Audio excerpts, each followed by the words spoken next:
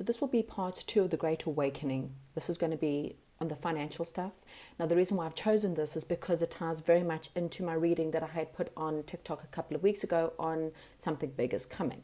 I spoke about a city. Everyone assumed we were talking about bombs going off. People went into panic, and it wasn't about that. Now, this is the interesting.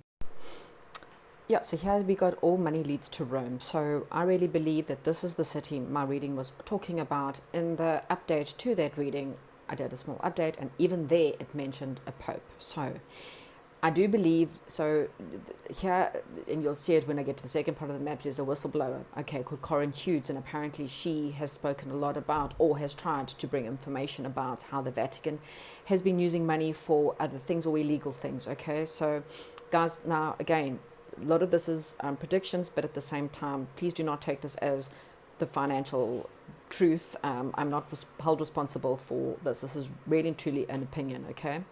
So this information is probably going to come out. We know that, the world banks, a lot of the world banks, as well as the money that's owned by the Vatican, is also leads to a family called the Rothschild. You can go and Google that to get more information.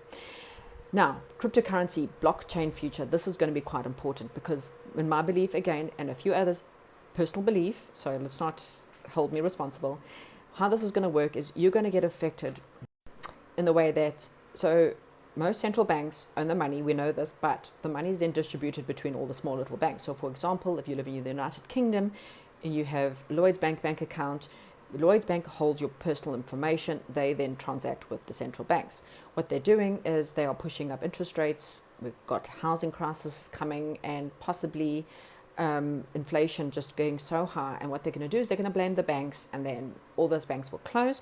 You will then have all your monies tied into the central bank, who can then decide where you spend your money. You will use an app and all cash will be gone. So cryptocurrencies, with the central banks, they can control who you buy, where you buy. You don't have cash that you can just whip out and pay. So yeah, it's a little bit 666 going on there.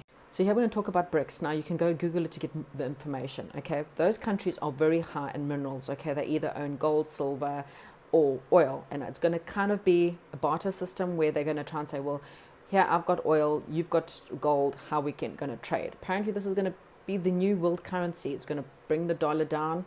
It's going to also eliminate a lot of cash.